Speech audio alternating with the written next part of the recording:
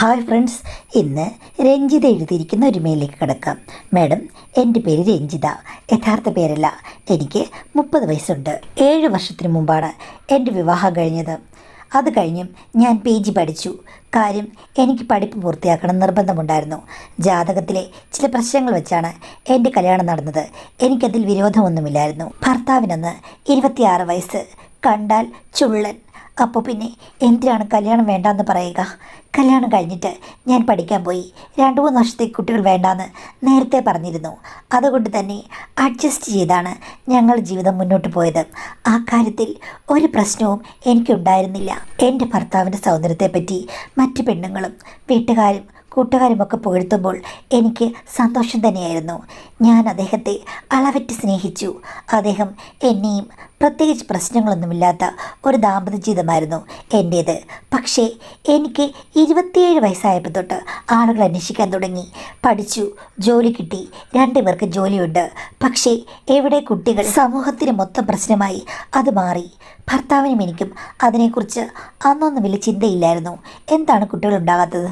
അതിൽ എന്തെങ്കിലും പ്രോബ്ലംസ് ഉണ്ടോ? എല്ലാവരും കൂടി നിർബന്ധിച്ച് കഴിഞ്ഞപ്പോഴേക്കും ഞങ്ങൾ ഡോക്ടറെ പോയി കണ്ടു. അവിടെ ഭർത്താവിന് മാത്രമാണ് കുഴപ്പം, എനിക്ക് ഒരു കുഴപ്പമില്ല. അദ്ദേഹത്തിന് വലിയ വിഷമമായി. എന്താ ചെയ്യേണ്ടത്, ഞാനിനി എന്ത് ചെയ്യുന്നൊക്കെ ചോദിച്ച് പുള്ളി കരഞ്ഞു. അപ്പോൾ ഞാൻ പറഞ്ഞു, ആരോടും പറയണ്ട, നമുക്ക് 2 പേർക്ക് ചെറിയ ചെറിയ കുഴപ്പങ്ങളുണ്ട്, നമ്മൾ 2 പേരും മരുന്ന് കഴിക്കണം എന്ന് പറയണമെന്ന് പറഞ്ഞു. കാര്യം, കുട്ടികളുണ്ടായില്ലെങ്കിൽ ഉണ്ടായില്ല എന്നേ ഉള്ളൂ. എൻ്റെ ഭർത്താവിനെ ആർക്കും വിട്ടുകൊടുക്കാൻ എനിക്ക് യാതൊരു താല്പര്യമില്ലായിരുന്നു. ഹസ്ബൻഡിന് ട്രീറ്റ്മെൻറ്റുകൾ തുടങ്ങി. ആയുർവേദവും മറ്റു പല മേഖലകളും നോക്കി. പക്ഷേ ഗുണമൊന്നും ഉണ്ടായില്ല. ഇനിയിപ്പോൾ ടെസ്റ്റ് ട്യൂബ് ശിശു എന്നുള്ള ഒരു മാർഗം തന്നെ എന്ന് ഞങ്ങൾ വിചാരിച്ചു.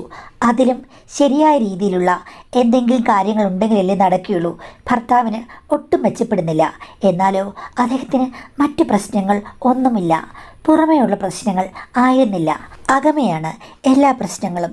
ഒരു ദിവസം ഭർത്താവ് എൻ്റെ ബെഡ്റൂമിൻ്റെ അവിടെ ഇരുന്ന് ഭയങ്കരമായി കരയുകയായിരുന്നു. ഞാൻ പറഞ്ഞു, സാരമില്ല, ശരിയാകുമെന്ന്. പൊതുവെ എൻ്റെ ഭർത്താവ് കരുത്തിനായ ഒരു മനുഷ്യനാണെങ്കിലും സെൻറ്റിമെൻറ്റ്സും ഇത്തിരി കൂടുതലാണ്.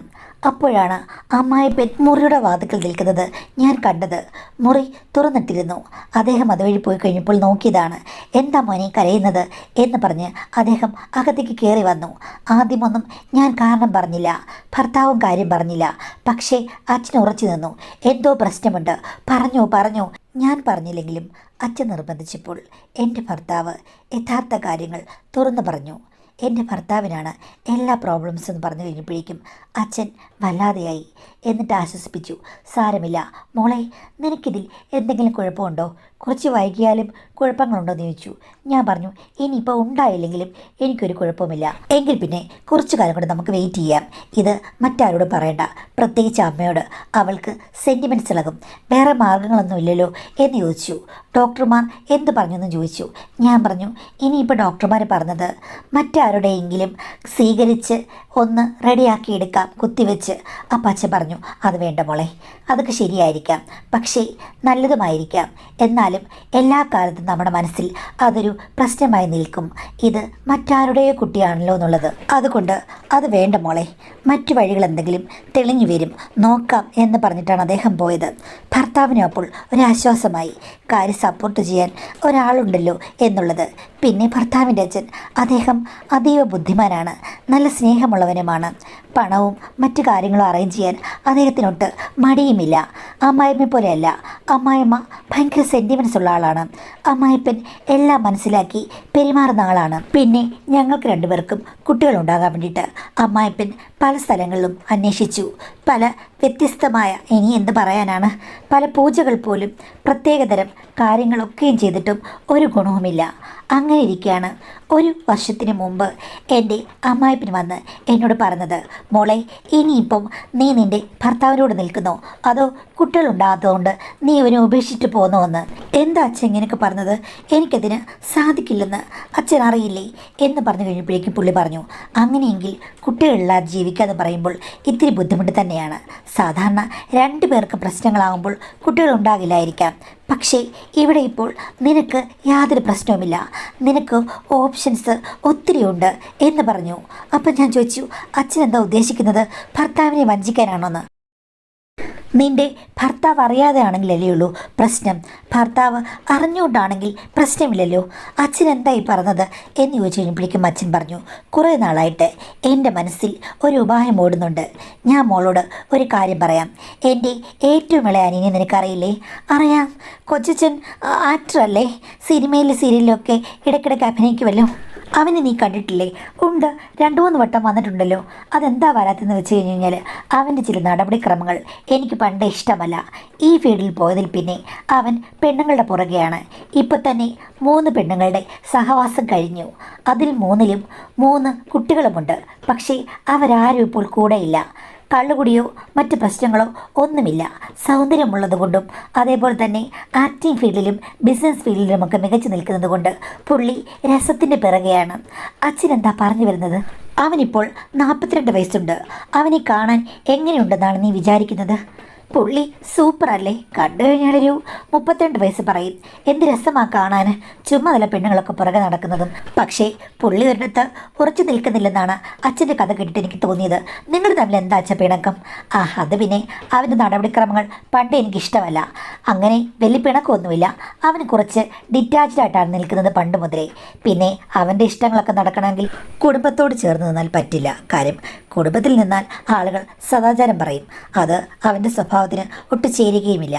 ഞാനും ആദ്യം അവനെ ഒത്തിരി കുറ്റപ്പെടുത്തിയിട്ടുണ്ട്, ഒറ്റപ്പെടുത്തിയിട്ടുമുണ്ട്. ഇപ്പം നോക്കുമ്പോൾ അവൻ്റെ ജീവിതത്തിൽ ചില ഗുണങ്ങൾ ഞാൻ കാണുന്നു.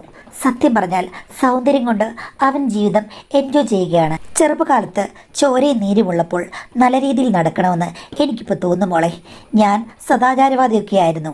പക്ഷേ നിങ്ങളുടെ കാര്യം വന്നപ്പോൾ ആ സദാചാരമൊക്കെ എനിക്കിപ്പോൾ മാറ്റിവെച്ച് ചിന്തിക്കേണ്ടി വന്നു.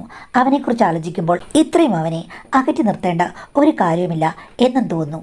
അതുമാത്രമല്ല, ചെറുപ്പകാലത്ത് ഇത് പറഞ്ഞ് എൻ്റെ പ്രായം അങ്ങ് പോവുകയും ചെയ്തു.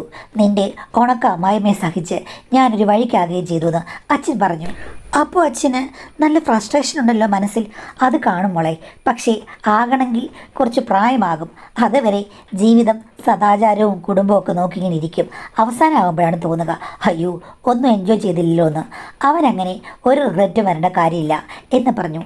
അല്ല, അച്ഛൻ പറഞ്ഞു വരുന്നത് എന്താണ്? എടി, അവൻ്റെ സഹായം നമുക്ക് തേടാം.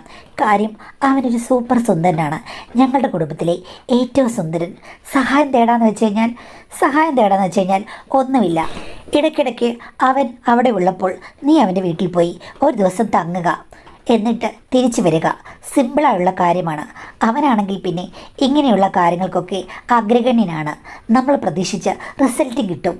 അച്ഛൻ എന്ത് തോന്നിയാസി പറഞ്ഞത്? എനിക്ക് അങ്ങനെയൊന്നും പറ്റില്ല. പറ്റിയില്ലെങ്കിൽ നിനക്ക് എല്ലാ സമയത്തും മറ്റുള്ളവരിൽ നിന്ന് അവഗണനയായിരിക്കും. നീ അവനെ കണ്ടിട്ടില്ലെങ്കിൽ അവൻ്റെ ഇപ്പോഴത്തെ കുറേ ഫോട്ടോസ് ഞാൻ അയച്ചു തരാം, പല ഷൂട്ടിംഗ് സെറ്റിൽ നിന്നുള്ളത്. നീ നോക്ക്. നിനക്ക് ഇഷ്ടപ്പെടുന്ന ഒരാളാണെങ്കിൽ ഈ രീതിയിൽ നമുക്ക് മുന്നോട്ട് പോകാം. നിൻ്റെ ഭർത്താവിനോട് ഞാൻ പറയണോ അതോ ഈ ഐഡിയ നീ പറയുന്നോ എന്ന് ചോദിച്ചു. അച്ഛാ, എനിക്ക് വയ്യ, ഇത് ശരിയാവില്ല. എടി മോളെ, ഇങ്ങനെ കുടുങ്ങുകയും ചിടുങ്ങുകയും ചെയ്തു കഴിഞ്ഞാൽ ഒരിക്കലും വഞ്ചി കരയ്ക്കെത്തില്ല. അതിങ്ങനെ കടവ് തന്നെ കെട്ടിയിട്ട പോലെ കിടക്കും.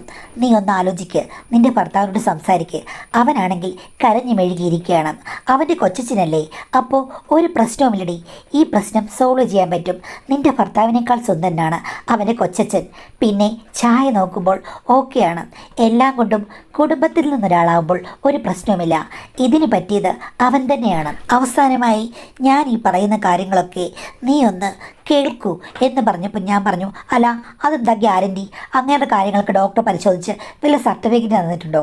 അപ്പോൾ അച്ഛൻ ചിരിച്ചു. എടി, 3 പെണ്ണുങ്ങളോട് താമസിച്ചു, 3-ലും ഓരോ കുട്ടികളുമുണ്ട്. എന്നിട്ട് അപ്പോൾ പിന്നെന്താ പറയുക? അതിൽ നിന്നൊരു തെളിവല്ലേ? ഇപ്പോഴും അവന് ഒരു ബാല്യമുണ്ട്.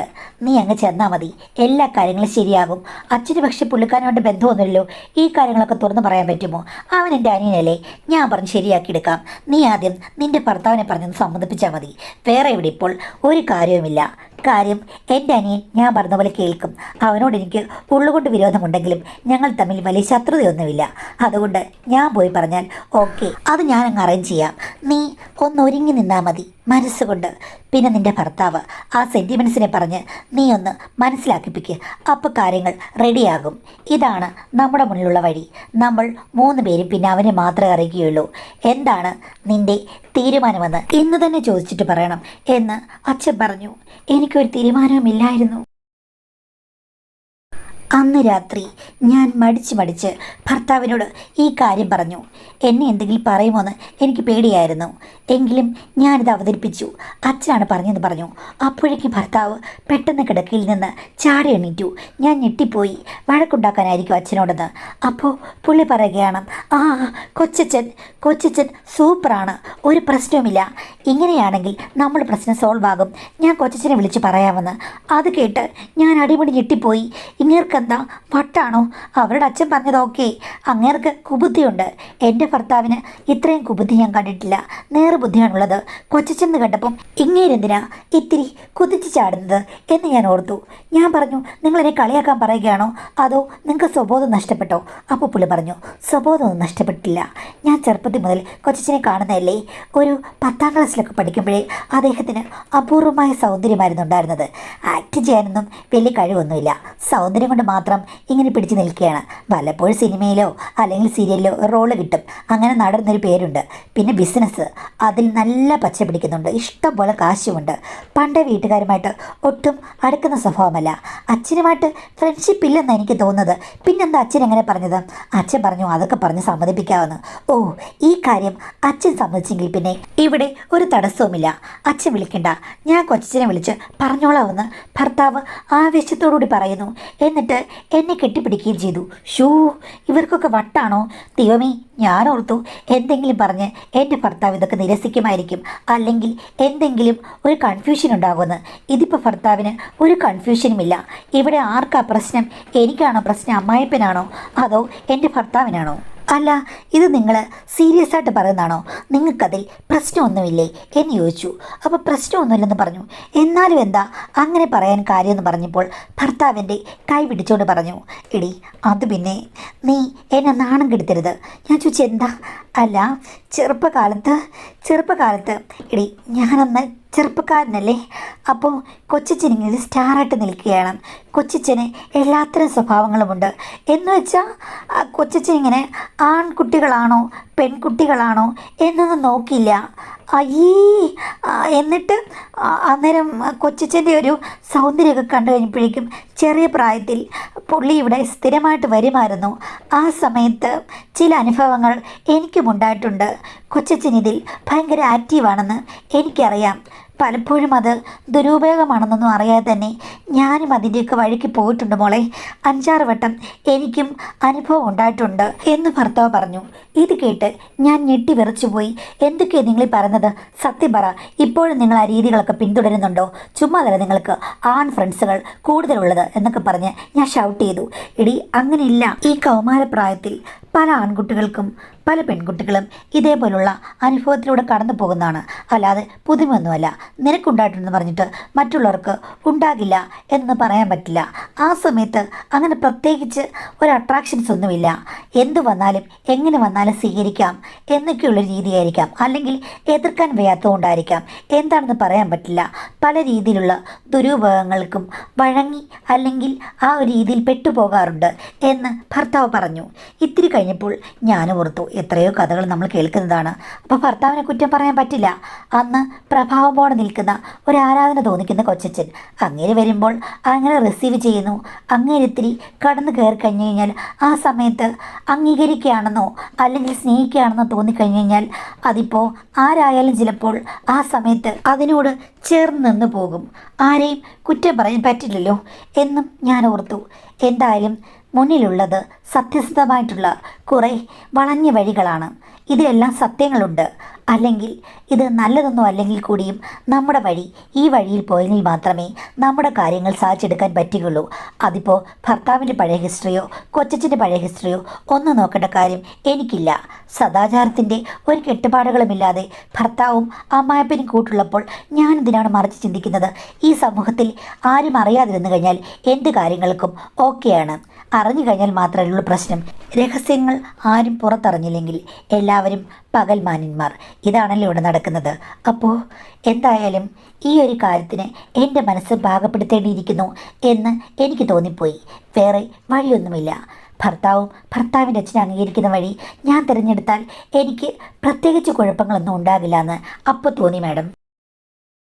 എൻ്റെ ഭർത്താവ് തന്നെ ഉത്സാഹത്തോടു കൂടി കൊച്ചച്ഛനെ പോയി കണ്ട് കാര്യങ്ങൾ ഞാൻ പറയാമെന്നുള്ള കാര്യം ഏറ്റെടുത്തു. ഞാൻ പറഞ്ഞു, എന്താ നിങ്ങളുടെ ഇളക്കം കണ്ടിട്ട് പണ്ടത്തെ കാര്യങ്ങൾ ഇപ്പോഴും നടക്കുന്ന പോലെ തോന്നുന്നു. നിങ്ങൾ തമ്മിൽ കോണ്ടാക്റ്റ് ഉണ്ടോയെന്ന് ചോദിച്ചു. അത് ഫോൺ നമ്പർ എന്നിലുണ്ട്, പിന്നെ കൊച്ചച്ഛൻ ഫേസ്ബുക്കിലുണ്ടല്ലോ, ഇടയ്ക്ക് ചാറ്റ് ചെയ്യാറുണ്ടെന്ന് പറഞ്ഞു. എങ്കിൽ ചാറ്റ് എനിക്ക് കാണിച്ചു തരാൻ പറഞ്ഞു. ഭർത്താവിനെ ഞാനങ്ങനെ ശ്രദ്ധിക്കുന്നൊന്നുമല്ല. അപ്പോൾ ഒന്ന് മടിച്ചു. ഇനി ഇത്രയായി, എനിക്ക് ചാറ്റ് കാണിച്ചാന്ന് പറഞ്ഞു. അപ്പോൾ കൊച്ചച്ഛനും എൻ്റെ ഭർത്താവും തമ്മിലുള്ള ചാറ്റൊക്കെ ഞാൻ കണ്ടു. ഞാൻ വിചാരിച്ച പോലൊന്നും അല്ലെങ്കിലും വേറെ കാര്യങ്ങളുണ്ട്. കൊച്ചച്ഛന് പല രീതിയിലുള്ള ബന്ധങ്ങളുമുണ്ടല്ലോ. അപ്പോൾ അതിൽ നിന്ന് ഹോട്ട് പിക്ചേഴ്സൊക്കെ എടുത്ത് ഇന്നത്തെ റാണി എന്ന് പറഞ്ഞിട്ട് ഇങ്ങനെ അയച്ചു കൊടുക്കും. ഇതൊക്കെ ലൈക്ക് ചെയ്തും ഒത്തിരി കാര്യങ്ങൾ ഭർത്താവ് കണ്ടിട്ടും തിരിച്ചു ചോദിച്ചിട്ടും ഒക്കെയുണ്ട്. പണ്ടത്തെ കാര്യങ്ങളുടെ ഒന്നും കാര്യമില്ലെങ്കിൽ കൂടിയും കൊച്ചച്ഛൻ ഇങ്ങനെയുള്ള കാര്യങ്ങളൊക്കെ പടങ്ങളും വീഡിയോകളും ഒക്കെ ചെറിയ രീതിയിൽ അയച്ചു കൊടുത്ത് എൻ്റെ ഭർത്താവിനെ ഒന്ന് എൻ്റർടൈൻ ചെയ്യിപ്പിക്കാറുണ്ട് എന്ന് മനസ്സിലായി. കൊച്ചച്ഛനും മോനും തമ്മിലുള്ള ബന്ധം ഫ്രണ്ട്സിനെ പോലെയാണെന്ന് മനസ്സിലാക്കാൻ ഇതിലും കൂടുതൽ എന്തെങ്കിലും വേണോ? കൊടുത്ത് ഞാൻ ഇട്ടൊരെണ്ണം നല്ല തൽസാനം തന്നെ. നന്നായി വേദനിച്ചു. എന്നാലും ഒന്നും പറഞ്ഞില്ല. നിങ്ങളെ ഞാൻ എടുത്തോളാന്ന് പറഞ്ഞു. സോറി ഡി, ഇതൊക്കെയല്ലേ ഒരു എൻ്റർടൈൻമെൻറ്റ്, അല്ലാതെ ഞാനൊന്നും തെറ്റ് ചെയ്തില്ലെന്ന് പറഞ്ഞു. ഇനിയിപ്പോൾ തെറ്റ് ചെയ്തിട്ട് എന്ത് കാര്യമാണ്? തെറ്റ് ചെയ്താലും അവിടെങ്ങും ഒന്നും സംഭവിക്കാൻ പോകുന്നില്ലല്ലോ എന്ന് പറഞ്ഞു. അത് ഭർത്താവിനൊരു ക്ഷീണമായി. എന്നാലും കൊച്ചച്ഛനെ പോയി കണ്ടു. അങ്ങോട്ട് ചെന്നോളാൻ പറഞ്ഞു. ഫ്ലാറ്റിൽ എന്നാണോ എങ്ങനെയാണോ എന്നൊക്കെ നമ്മൾ തീരുമാനിക്കുക. നേരത്തെ പറയുക, കൊച്ചച്ഛൻ ഒഴിവുള്ള ദിവസങ്ങളിൽ ചെല്ലുക. പക്ഷേ നമുക്ക് ഈ പറഞ്ഞതുപോലെ ഡേറ്റും ടൈമും ഒക്കെ നോക്കി വേണ്ടേ ചെല്ലാൻ? അല്ലെങ്കിൽ നമ്മൾ ഉദ്ദേശിച്ച കാര്യം നടക്കില്ലല്ലോ. എൻ്റർടൈൻമെൻ്റ് ആണെങ്കിലും നമ്മളതിൽ ഒരു ഫലം പ്രതീക്ഷിക്കുന്നുണ്ട്. അപ്പോൾ ഫലപ്രദമായ ദിവസങ്ങൾ തന്നെ തിരഞ്ഞെടുക്കണ്ടേ? അത് പിന്നെ എല്ലാവർക്കും അറിയാവുന്ന കാര്യമാണല്ലോ. അങ്ങനെയാണ് ഞാൻ അവിടെ പോകാൻ തുടങ്ങിയത്. കൊച്ചച്ഛനെ ആകെ ഞാൻ 3 വട്ടം കണ്ടിട്ടുള്ളൂ. ഒന്ന് എൻ്റെ കല്യാണത്തിന്, പിന്നെ 2 വട്ടം ഇവിടെ കയറിയിട്ടുമുണ്ട് ഷൂട്ടിങ്ങിന് മറ്റേ പോയി കഴിഞ്ഞപ്പോഴേക്കും. എന്തായാലും അവിടെ ചെന്ന് കഴിഞ്ഞപ്പോഴേക്കും ഹൃദ്യമായ സ്വീകരണമായിരുന്നു. അപ്പോൾ കൊച്ചു പറഞ്ഞു, ഒരു കാര്യം ചെയ്യേ, മോൾ ഇന്നിവിടെ നിൽക്കുക, ഇവൻ പോയിക്കോട്ടെ എന്ന്. അങ്ങനെ ഭർത്താവിങ്ങി പോന്നു. എനിക്കാണെങ്കിൽ വല്ലാത്തൊരു ജാളിതയും മടിയും ഒക്കെ ഉണ്ടായിരുന്നു. പക്ഷേ എന്തോ അദ്ദേഹം ഒരു സെലിബ്രിറ്റിയാണ്, ഞാൻ പലപ്പോഴും കണ്ടിട്ടുമുണ്ട്. അതുകൊണ്ട് ഒരു ആരാധന ഉണ്ടല്ലോ, ആ ആരാധന കൊണ്ട് ഞാൻ പെട്ടെന്ന് കംഫർട്ടബിളായി. കൊച്ചച്ഛൻ എന്നെ ചേർത്തിരുത്തി കഥകളൊക്കെ ചോദിക്കാൻ തുടങ്ങി. എന്നാലും ഈ ഐഡിയ, എൻ്റെ ഐഡിയ ആരാ എടുത്തിട്ടെന്ന് ചോദിച്ചു കഴിഞ്ഞപ്പോഴേക്കും ഞാൻ പറഞ്ഞു, അത് എൻ്റെ അമ്മാച്ചൻ തന്നെയാണെന്നോ. ഓ ചേട്ടനെ കുറിച്ചെല്ലാം അറിയാം. എൻ്റെ കാര്യത്തിൽ എല്ലാ സപ്പോർട്ടൊന്നും ഇല്ലെങ്കിലും അത്യാവശ്യ സപ്പോർട്ടുകളൊക്കെ ഉണ്ട്. പക്ഷേ ഇപ്പം കുറേ നാളായിട്ട് എന്നെ വിളിക്കുകയും സംസാരിക്കുകയും ഒക്കെ ചെയ്യാറുണ്ട്. ആഹാ, അത്ര ആക്റ്റീവാണോ? ഉണ്ട്. പക്ഷേ നിങ്ങളാരോടും പറയില്ലെന്ന് പറഞ്ഞ കാര്യം പുള്ളിക്ക് പുറത്ത് സദാചാരവാദിയുടെ ചമയാൻ വലിയ ആഗ്രഹമാണ്. എന്നോട് ചോദിച്ചിട്ടുണ്ട് ഇവിടെ വന്നു നിന്ന് കഴിഞ്ഞ് കഴിഞ്ഞാൽ എന്തെങ്കിലും ഗുണം ഉണ്ടാകുമോന്നും. ആഹാ, അച്ഛൻ കൊള്ളാമല്ലോ എന്ന് പറഞ്ഞു. പക്ഷേ ഇങ്ങനെയൊക്കെ പറഞ്ഞെങ്കിലും കുറുക്കൻ്റെ കണ്ണ് കോഴിക്കോട്ടിലായിരുന്നു. കോഴിക്കോട് ആകെ പുള്ളി ഒന്ന് കണ്ട് തൃപ്തിപ്പെട്ടു. മോളെ, നിന്നെ കല്യാണത്തിന് കണ്ടു കഴിഞ്ഞപ്പോഴേക്കും ഇത്രയും സുന്ദരിയാണെന്ന് ഞാൻ വിചാരിച്ചില്ല. വളരെ സാവധാനത്തിൽ തുടങ്ങുന്ന വളരെ റൊമാൻറ്റിക്കായുള്ളൊരു അനുഭവമാണ് എനിക്ക് അദ്ദേഹത്തിൽ നിന്ന് പ്രതീക്ഷിക്കാൻ പറ്റിയത്. ആ പ്രതീക്ഷിച്ചതിനേക്കാൾ വളരെയധികം സ്ത്രീകളെ മനസ്സിലാക്കുന്ന കാമ്പും കഴമ്പുമുള്ളൊരു വ്യക്തിയാണ് അദ്ദേഹമെന്ന് എനിക്ക് മനസ്സിലായി. കാര്യം ഓരോ സ്ത്രീയുടെയും വൈബ് അദ്ദേഹത്തിനറിയാം. ചുമ്മാതല്ല പെണ്ണുങ്ങൾ അദ്ദേഹത്തെ മോഹിക്കുന്നത്. വെറും സൗന്ദര്യമുണ്ടായിക്കഴിഞ്ഞാൽ എൻ്റെ ഭർത്താവിനെ പോലെ, പക്ഷേ സൗന്ദര്യത്തിനൊപ്പം കഴിവും ആത്മാർത്ഥതയും കാമ്പും കഴമ്പും ഉണ്ടെങ്കിൽ ഏത് സ്ത്രീയും, ചിലപ്പോൾ സ്ത്രീകൾ പലരും ഒരാൾക്ക് വേണ്ടി മത്സരിച്ചേക്കാം. അവിടെയാണ് കാര്യം. ആ ഒരു കാര്യം അദ്ദേഹത്തിനുണ്ടെന്ന് എനിക്ക് മനസ്സിലായി. അതോടുകൂടി പീലി വിടർത്തിയാടുന്ന ആൺമയിലിനെ കാണുമ്പോൾ ഓടിച്ചെല്ലുന്ന മയിൽ പേടയെപ്പോലെ ഞാനായി. മയിലാട്ടം ഞാൻ ആടി. എനിക്കതിൽ ഒരു റിഗ്രറ്റും തോന്നിയില്ല. ഇവിടെ ദുഃഖിക്കാൻ ഒന്നുമില്ല. എല്ലാവരും രഹസ്യങ്ങൾ ഒളിപ്പിച്ച് വെച്ച് എന്നെ പറ്റിച്ചിരുന്നു കുറച്ചെങ്കിലും. അപ്പോൾ പിന്നെ ഞാനെന്തിനാണ് ഇവിടെ ശീലാവതി ചമയിൽ നിന്ന് ഒരു ചോദ്യം എൻ്റെ ഉള്ളിൽ മുഴങ്ങിക്കൊണ്ടിരുന്നു. ആ മുഴക്കം എനിക്ക് വളരെയധികം പ്രവർത്തന മണ്ഡലത്തിലേക്ക് പടർന്നു കയറാനുള്ള ഊർജം നൽകി. ഊർജ്ജസ്വലയായി ഞാനും മയിലാട്ടമാടി. കൊച്ചച്ഛനെന്നും കൊച്ചച്ഛൻ തന്നെ. കൊച്ചച്ഛൻ്റെ മകൻ ഒട്ടും മെച്ചപ്പെട്ടിട്ടില്ല. ഒരു അമൂൽ ബേബിയാണെന്ന് എനിക്ക് മനസ്സിലായി. എത്രയോ ബെറ്ററായ കാര്യങ്ങൾ കാണുമ്പോൾ ആരായാലും അലിഞ്ഞു പോകില്ലേ? അത്രയും ബെറ്ററായ കാര്യങ്ങൾ എൻ്റെ ജീവിതത്തിൽ നടന്നു. ഇനിയിപ്പോൾ ഇതിന് റിസൾട്ട് കിട്ടിയില്ലെങ്കിലും ഞാൻ ഇടയ്ക്കിടയ്ക്ക് വന്ന് കൊച്ചച്ഛനെ കാണും എന്ന് തീരുമാനിച്ചു. അങ്ങനെയായിരുന്നു അദ്ദേഹവുമായുള്ള ബന്ധത്തിൻ്റെ തുടക്കം. അങ്ങനെ അടുപ്പിച്ച് 3 മാസങ്ങൾ ഞാൻ പോയി. 3ാമത്തെ മാസം എൻ്റെ കൂടെ വന്നത് എൻ്റെ അമ്മായിപ്പനാണ്. അപ്പോൾ അദ്ദേഹം എന്നോട് പറഞ്ഞു, കുഴപ്പമില്ല മോളെ, ഞാൻ ഇവിടെ തന്നെ കാണും. സിറ്റി ഒന്ന് കറങ്ങട്ടെ, നീ വിളിച്ചാൽ മതി, രാത്രി നമുക്ക് തിരിച്ചു പോകാമെന്ന് പറഞ്ഞു. ഞങ്ങൾ കാറിലാണ് വന്നത്. ഒരു 2 മണിയായപ്പോഴാണ് ഉച്ചയ്ക്ക് വന്നത്. അപ്പോൾ വൈകിട്ട് ഒരു 10 മണിയാകുമ്പോഴേക്കും തിരിച്ചു പോകാം എന്ന് വിചാരിച്ചു. അങ്ങനെ 10 മണിയായി കഴിഞ്ഞപ്പോഴേക്കും ഞാൻ അച്ഛനെ വിളിച്ചു. അച്ഛൻ ഏതോ മാളിലായിരുന്നു. അവിടുന്ന് കാറും എടുത്ത് ഫ്ലാറ്റിലേക്ക് വന്നു. കൊച്ചച്ഛനും അച്ഛനും കൂടെ അവിടെ ഇരുന്നു. ഓർഡർ ചെയ്ത ഭക്ഷണം ഞങ്ങൾ കഴിച്ചു. അത് കഴിഞ്ഞ് കഴിഞ്ഞപ്പോഴേക്കും എൻ്റെ അമ്മായിച്ചൻ ചോദിച്ചു, എടാ, ഈ വട്ടമെങ്കിലും കാര്യങ്ങളൊക്കെ റെഡിയാകുമോ, അതോ ഇവൾ വർഷങ്ങളോളം ഇവിടെ വന്നിട്ട് പോകണമെന്ന്? കൊച്ചച്ഛനത് കേട്ട് പൊട്ടിച്ചിരിച്ചു. ഒന്നും പറയാൻ പറ്റില്ല. വർഷങ്ങളെടുത്തേക്കും കാര്യം ഇവളെൻ്റെ പ്രിയപ്പെട്ടവളായെന്നും. അത് കേട്ടപ്പോൾ അമ്മായിച്ചന് ഭയങ്കരമായി മുഖത്തിന് മാറ്റമുണ്ടായി. എന്താ ചേട്ടാ, ചേട്ടന് എന്തോ മരുമകളോട് പറയാനുണ്ടല്ലോ. മരുമകളെ ചേട്ടനും ഇഷ്ടമാണോ? അപ്പോൾ എൻ്റെ അമ്മായിച്ചന് പറയുകയാണ്, ഓ, അവളോടിപ്പം ഞാൻ ഇഷ്ടമാണെന്ന് പറഞ്ഞിട്ട് കാര്യമില്ലല്ലോ. എൻ്റെ മരുമകളല്ലേ, അവൾ എന്നെ വേറൊരു കണ്ണോടുകൂടിയല്ലേ കാണുന്നത്. പിന്നെ അത് മാത്രമല്ല, എനിക്ക് കുറച്ച് പ്രായവുമായി. അവൾ ഒരു സുന്ദരിയാണിപ്പോഴും.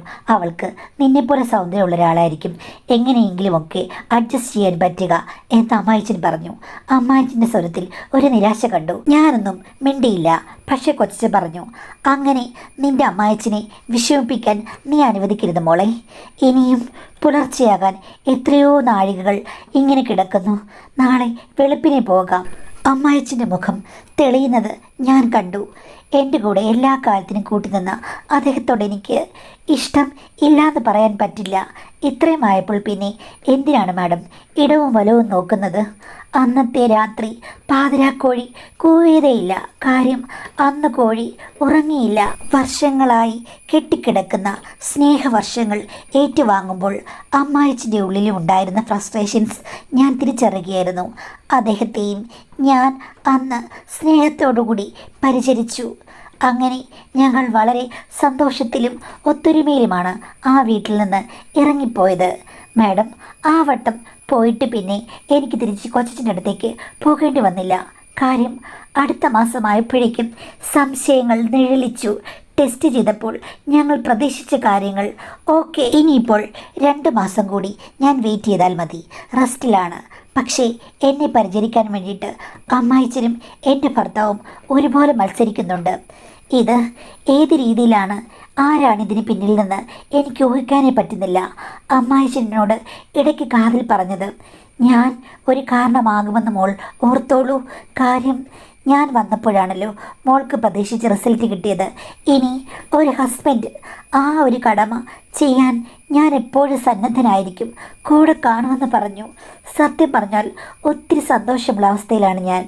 എന്തായാലും കുറച്ച് വളഞ്ഞ വഴിയാണെങ്കിലും എൻ്റെ ജീവിതം സാർത്ഥകമാക്കിയത് വളഞ്ഞ വഴികൾ തന്നെയാണ് മാഡം എന്നാണ് പറഞ്ഞിരിക്കുന്നത്. അപ്പോൾ ഈ കഥയിൽ ചോദ്യങ്ങളൊന്നുമില്ല. എനിക്ക് തോന്നുന്നത് കഥയായിരിക്കാം, ഒരു ഫാൻറ്റസി കഥയായിട്ട് നമുക്ക് വായിക്കാനായി ചെന്നതായിരിക്കാം.